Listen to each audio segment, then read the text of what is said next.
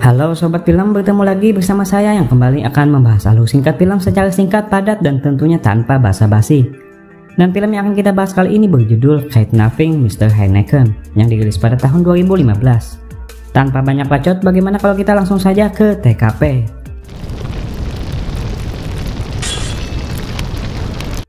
Berlatar setting pada tahun 1982 di sebuah kota Amsterdam, diceritakan 5 orang pria pengangguran yang telah berteman sejak kecil bernama Willem Holleder, Kurt Van Hout, Jan Boylert, Martin Eickam, dan juga Frans Meyer berkumpul dan berencana untuk melakukan pengajuan peminjaman uang di sebuah bank.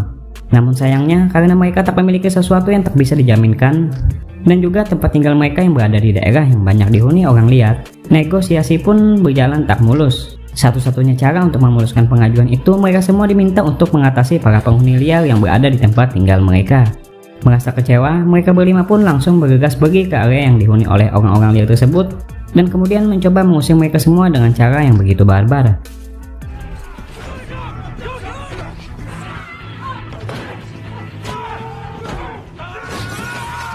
Sikap anarkis yang mereka lakukan tersebut akhirnya malah memancing para polisi lokal untuk berdatangan.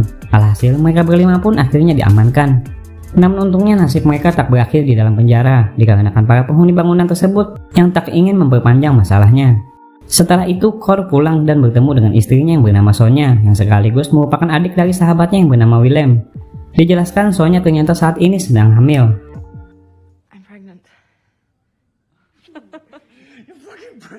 Dan pada malam harinya, pada saat Sonya dan Kurt sedang ngumpul bersama kedua orang tuanya, Willem datang dan tiba-tiba malah terlibat konflik dengan ayahnya.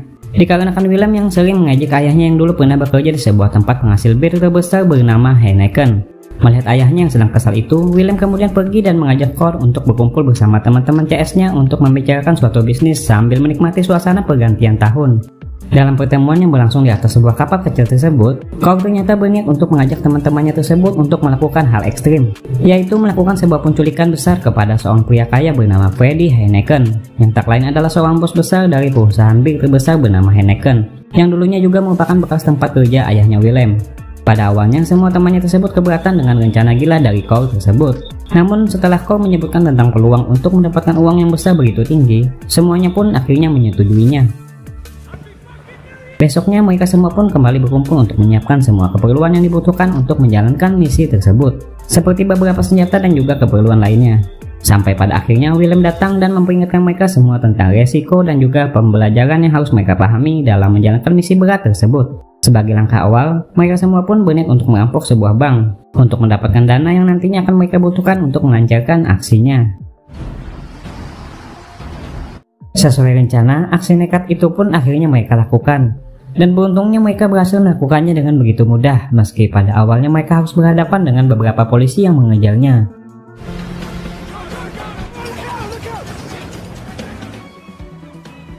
Setelah berhasil mendapatkan dana tersebut, mereka semua langsung melakukan semua persiapan, seperti melakukan observasi di rumah sang target, membeli beberapa barang yang dibutuhkan, membuat tempat penyanderaan yang berposisi di tempat kerja Jan, hingga membuat sebuah simulasi penculikan yang akan mereka lakukan. Tak luput, mereka juga membuat sebuah surat penebusan yang nantinya akan mereka kirim ke sebuah kantor polisi. Setelah selesai dengan semua persiapan tersebut, misi pun akhirnya dimulai. Tanpa banyak bacot, mereka pun langsung bergerak cepat dengan menculik Mr. Heineken yang sedang ingin keluar bersama supirnya itu. Aksi mereka sempat terlihat oleh seorang supir taksi yang kebetulan lewat, yang kemudian malah mengikutinya, hingga pada akhirnya berhasil dihentikan oleh Willem dengan cara mengancamnya. Setibanya di markas, mereka pun langsung menyekap Mr. Heineken ke tempat yang telah disiapkan. Setelah itu, Kurt yang ingin segera mengirim surat tebusan yang telah dibuat, menyadari salah seorang dari mereka telah menaruh sidik jari ke surat tersebut. Alhasil, dia pun langsung membuat ulang surat itu dengan cara memfotokopinya. Setelah selesai, salah satu dari mereka langsung pergi ke kantor polisi untuk menaruh surat itu ke bagian kotak surat yang berada di depan kantor polisi. Singkat cerita, sambil menunggu perkembangan misi yang mereka jalankan, mereka kembali menjalankan hari-hari mereka seperti biasa, seperti nongkrong di bar dan juga yang lainnya. Tak luput, mereka juga terus mengontrol keadaan Mr. Heineken dan juga supirnya yang kini telah mereka sekap. Hingga pada akhirnya kasus itu pun mulai mencuat ke seluruh media, yang tentu saja membuat mereka begitu senang. Pada saat mereka nyantai di sebuah bar untuk memantau perkembangan di luar, Jan menyadari tentang surat tebusan yang tertempel sidik jari Franz yang tak sengaja mereka tinggalkan di tempat fotokopi pada scene sebelumnya. Mereka pun langsung bergegas ke tempat tersebut. Untungnya mereka berhasil mendapatkan surat itu setelah berhasil mengelabui si kakek penjaga di tempat itu. Hari demi hari pun kini mereka habiskan untuk merawat kakek yang mereka sekap tersebut, sembari menunggu surat tebusan yang sampai saat ini masih tak kunjung dijawab. Terlihat, ayah Willem yang merupakan mantan karyawan dari Mr. Heineken begitu emosi atas kasus yang kini menimpa mantan bosnya tersebut, yang sebenarnya adalah ulah dari anak dan juga menantunya sendiri. Sementara itu, Mr. Heineken yang mereka sekap terlihat mulai bertingkah manja dengan meminta hal yang dia suka kepada Kurt dan juga yang lainnya. Pada saat mereka kembali nyantai di sebuah bar, nampak dua orang polisi sedang memperhatikan mereka, di mana hal tersebut kini telah membuat Willem merasa mulai khawatir. Belum lagi masalah surat tebusan yang tak kunjung mendapat jawaban hingga pada saat ini, yang mulai membuat salah satu dari mereka mulai merasa bosan.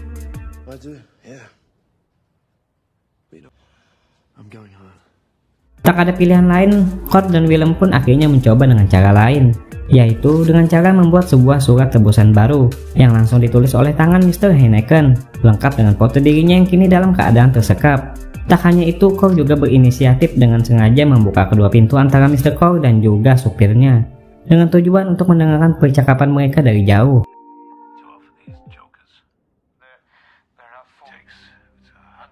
Setelah itu, perdebatan mulai mewarnai kelompok ini. Willem yang merasa para polisi sama sekali tak merespon surat tebusan mereka, mulai berpikiran anarkis, dengan berniat untuk menghabisi nyawa dari sang supir Heineken untuk menampakkan keseriusan mereka dalam meminta tebusan.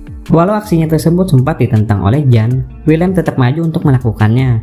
Merasa bingung, Kurt pun akhirnya menyetujui permintaan Jan untuk menghentikan langkah yang diambil oleh Willem tersebut. Besoknya, Kurt yang kembali memantau keadaan Mr. Heineken mulai sedikit melakukan perbincangan seputar tujuannya dalam melakukan penculikan, di mana pada scene ini Mr. Heineken sedikit memberikan kata-kata bijaknya kepada Kurt. Singkat cerita, hari yang ditunggu pun akhirnya telah tiba. Surat tebusan yang mereka minta kini telah direspon oleh pihak Mr. Heineken dan juga pihak kepolisian. Mereka yang senang itu pun kemudian langsung memotret Mr. Heineken untuk dijadikan barang bukti bahwa sang korban masih dalam keadaan hidup. Melalui suara supirnya Mr. Heineken, Kurt dan Willem pun mengirim sebuah pesan yang berisi tentang langkah-langkah yang harus dijalankan pihak Mr. Heineken dalam menjalankan proses negosiasi yang akan nantinya mereka jalankan. Setelah melalui alur yang begitu panjang, uang tebusan yang mereka inginkan itu pun akhirnya berhasil mereka dapatkan, yang mana hampir semua uang tersebut kemudian mereka simpan di sebuah drum yang telah mereka kubur di suatu tempat. Mereka semua pun kini begitu bahagia, namun tidak dengan Mr. Heineken yang kini mulai terlihat sedikit frustasi.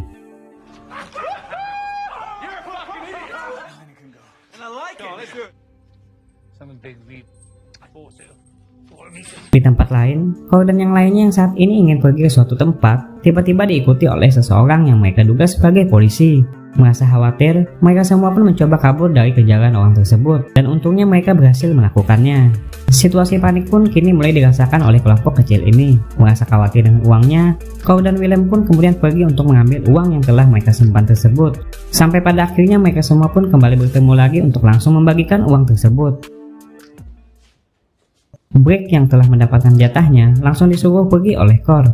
Kemudian, sebuah kerancuan dalam kelompok tak berpengalaman ini kembali terjadi. Willem yang mulai merasa posisi mereka saat ini telah tidak aman, memutuskan untuk mengajak semuanya pergi ke tempat temannya yang berada di kota Paris, dengan membiarkan Mr. Heineken yang kini masih mereka sekap sendirian tanpa mereka bebaskan. Terlihat, Jan tidak menyetujui ide William tersebut, dengan alasan karena dia tak ingin meninggalkan keluarga kecilnya. Benar saja, tak berselang lama saat Jan pergi sendirian, tiba-tiba dia dikejar oleh sekelompok polisi yang telah mengepungnya. Jan pun akhirnya berhasil diamankan. Atas penangkapan itu pula, pihak kepolisian pun kini telah berhasil mendapatkan informasi tentang keberadaan markas mereka. Dan tentunya juga berhasil mendapatkan Mr. Heineken dan juga supirnya yang telah mereka sekap. Sementara itu, Willem dan yang lainnya yang saat ini dalam perjalanan kabur ke kota Paris, kembali mengalami perdebatan. Dikarenakan Spike yang terus mengeluh tentang permasalahan yang kini telah menimpa mereka. Spike yang bertengkar dengan Willem itu pun kemudian malah memutuskan untuk pergi jalan kaki sendirian. Di lain tempat, Brick yang saat ini mencoba untuk memulai hidup baru, keberadaannya juga telah berhasil dilacak oleh pihak kepolisian yang kemudian langsung mengamankannya. Yang mana berita penangkapan itu pun kini telah menyebar luas hingga sampai ke telinga Cole dan juga Willem yang kini telah sampai di kota Paris. Cole yang mulai khawatir kemudian terlihat mencoba untuk menghubungi kekasihnya yang kini telah lama dia tinggalkan.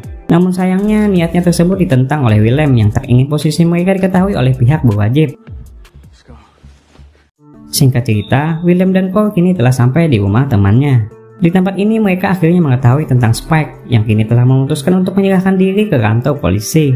Setelah itu, pada saat Cole dan Willem sedang menyaksikan kebebasan Mr. Heineken yang kini menjadi trending topik di seluruh media, Cole yang begitu kangen terhadap kekasihnya itu kembali memutuskan untuk menghubungi kekasihnya yang tak lain adalah adik dari Willem sendiri. Namun sayangnya niat Cole tersebut kembali dicegat oleh Willem yang tak ingin posisi mereka dilacak oleh pihak kepolisian.